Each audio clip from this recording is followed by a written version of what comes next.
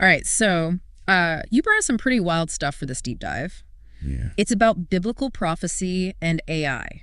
I mean, those are two things you don't usually see together. Yeah, that's for sure. And specifically, we're looking at a YouTube video called 5 Prophecies of Daniel that are about to be fulfilled, 2025 Bible prophecies coming true. Oh, wow. And it's from the channel Sling and Stone. Okay. I have a feeling we're going to uncover some pretty surprising connections here.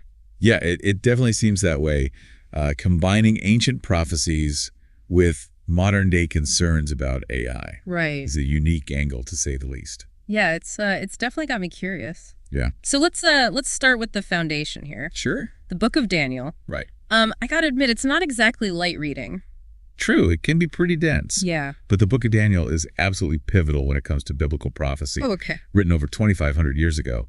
It lays out some pretty incredible visions about the future. And a lot of people believe they're directly relevant to events happening right now today. Wow. Yeah. So the video focuses on Daniel himself, Okay. calling him the OG dream interpreter. Hmm. What's the story there? Well, Daniel was a young Jewish man living in exile in Babylon.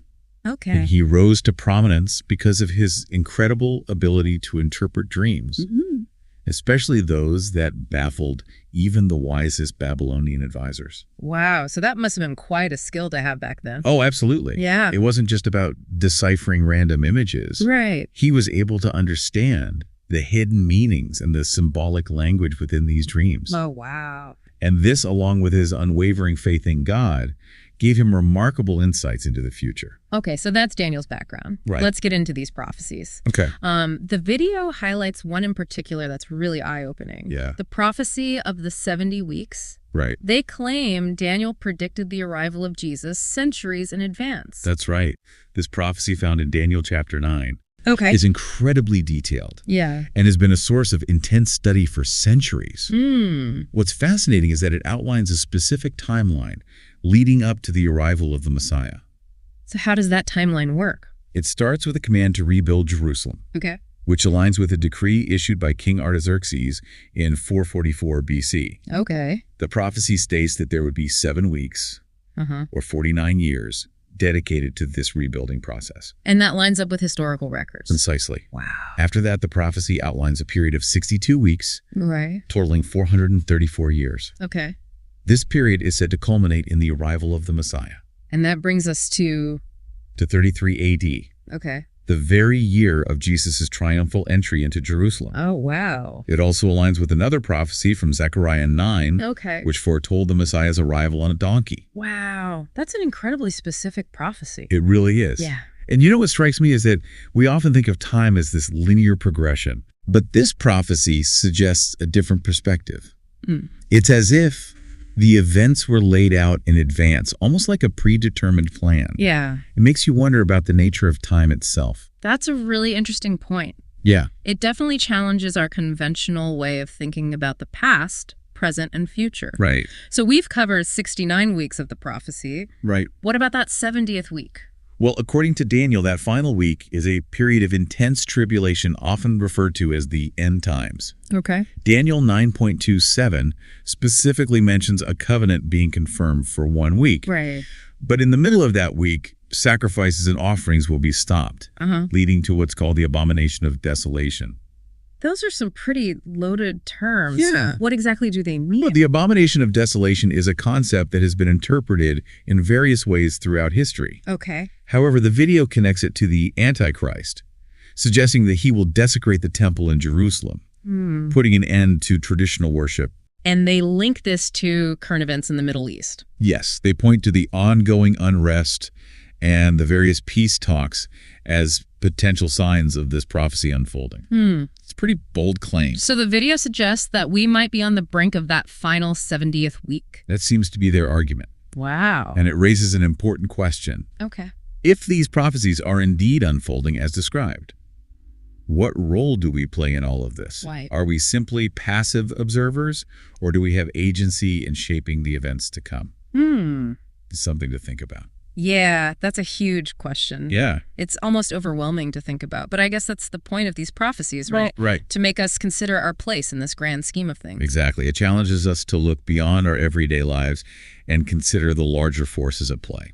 Speaking of forces at play, the video spends quite a bit of time talking about the third temple. All right. They claim preparations for its construction are already well underway. That's right. They highlight several intriguing details, such as the fact that many of the temple furnishings, like the table of showbread and the menorah, are already prepared. Wow. They even mention plans to sacrifice red heifers, which are essential for temple purification rituals, according to Jewish tradition. And they point out that the Sanhedrin, the Jewish Religious Council, is actively calling for global participation in the rebuilding effort. Right. Even reaching out to descendants of Ishmael. Which is a fascinating detail. Yeah. You see, there's a prophecy in Isaiah that mentions Ishmael's sons supporting the construction of the temple. It's as if these ancient threads are being woven together in the present day. It definitely feels like we're witnessing something significant unfold. Yeah. And the video seems to suggest that the construction of the third temple is directly linked to the arrival of the Antichrist. That's the connection they're making, yes. Okay.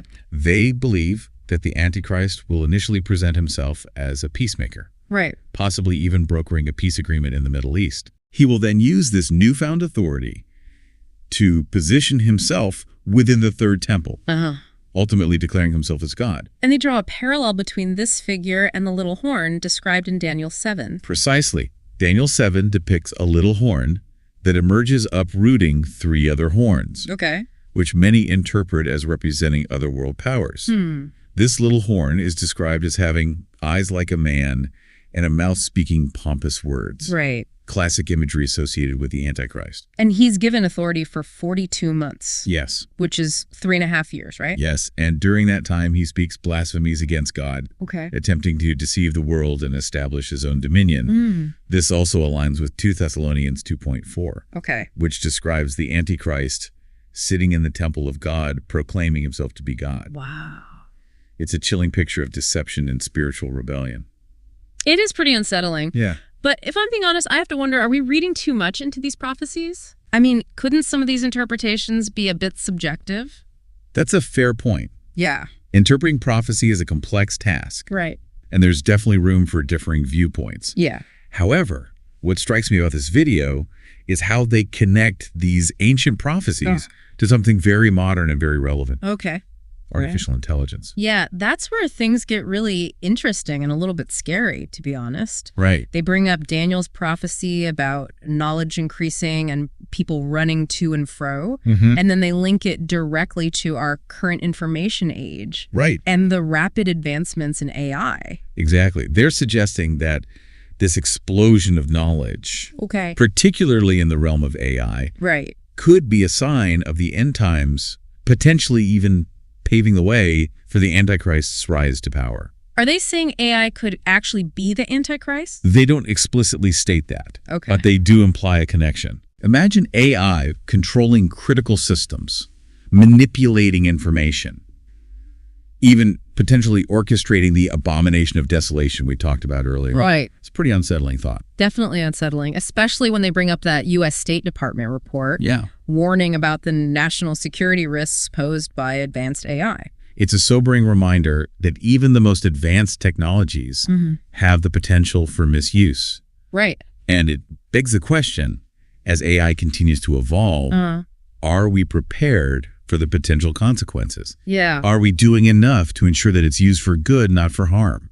You know, it's easy to get caught up in the doom and gloom of these end times prophecies. Right. But the video does offer a message of hope, right? Absolutely. They talk about Jesus's second coming and the ultimate triumph of good over evil. And that's a crucial aspect of the book of Daniel. Amidst all the visions of tribulation and the rise of evil, it's a powerful message of hope and redemption. So what do those prophecies say exactly? What can we expect? Well, Daniel 7.2014 describes the Son of Man, Jesus, being given dominion, glory, and an everlasting kingdom. Okay. The Antichrist's reign of terror will be destroyed. Right. And Jesus will establish a kingdom of peace and righteousness. It sounds like a complete reversal of everything the Antichrist tries to achieve. Exactly. And it's not just about the destruction of evil. Right. It's about the establishment of a new era. Okay. The video points to other prophecies in Isaiah and Revelation that paint a beautiful picture of peace predators and prey living in harmony. Wow. God wiping away every tear. It's pretty amazing how these prophecies weave together these themes of judgment and hope.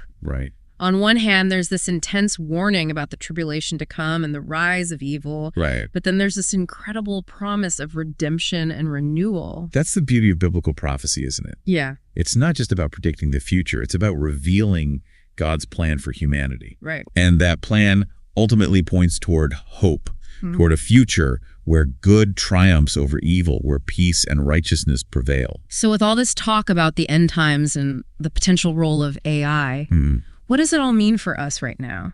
How should we be living in light of these prophecies? That's the million-dollar question. Yeah. I think it boils down to a few key takeaways. Okay. First, it's a call to awareness. Okay. We need to be informed about what's happening in the world, both in terms of current events and technological advancements, Right. particularly in the realm of AI. Yeah, because as the video points out, those two things are becoming increasingly intertwined. It's not just science fiction anymore. AI is already shaping our world in some pretty profound ways. Yeah. And its influence is only going to grow. Exactly. And that brings us to the second takeaway, discernment. Okay. We're bombarded with information from all sides, so it's crucial to be critical thinkers, to evaluate sources, to consider multiple perspectives. We can't just passively absorb everything we see and hear. We need to engage with it thoughtfully and critically. So it's about developing that inner filter, Right. that ability to separate truth from falsehood, to recognize bias, to discern what's truly important. Precisely. And finally, I think the most important takeaway is a call to action. Okay. These prophecies aren't just meant to scare us or make us feel helpless. Right. They're meant to inspire us to live with purpose, to make choices that align with our values, to contribute to a better future. So what are some practical ways we could do that? Well, for starters, we can educate ourselves about the potential implications of AI, Okay. both positive and negative. Right.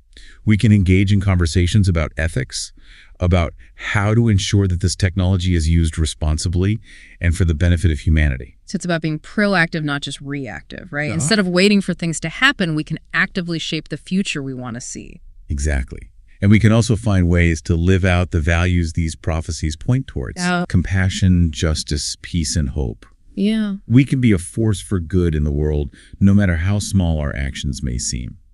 That's such an important point. It's easy to feel overwhelmed by the scale of these events. Yeah? But even the smallest acts of kindness, of generosity, of courage can have a ripple effect. Absolutely. And I think that's ultimately what the book of Daniel is all about. It's a reminder that even in the midst of darkness and uncertainty, there's always hope. Right. There's always the possibility for redemption, for renewal, for a better future. You know, at the beginning of this deep dive, I was a little skeptical, I have to admit. For sure. But the way you've connected these ancient prophecies to modern day concerns, particularly about AI, has really opened my eyes. It's made me think about the future in a whole new way. It's certainly a thought-provoking topic, isn't it? Yeah. And I think that's one of the most valuable things about exploring these prophecies. They challenge us to think critically, to question our assumptions, to consider perspectives we might not have otherwise encountered. And to ultimately find hope, even in the face of uncertainty. Exactly, because even though we don't know exactly when these events will unfold, we can trust that there's a greater plan at work, a plan that ultimately leads toward good. So as we wrap up this deep dive, I want to leave you with this question. Given all that we've discussed, how will you choose to live in light of these prophecies? What steps will you take to embrace the hope they offer and contribute to a better future? Yeah. It's something to think about as we navigate this rapidly evolving world. It's a journey we're all on together. And I think the more we engage with these questions, the more we open ourselves to the possibility of a brighter future. Well said. Thanks for joining us on this deep dive. And until next time, keep exploring, keep questioning, and keep seeking truth.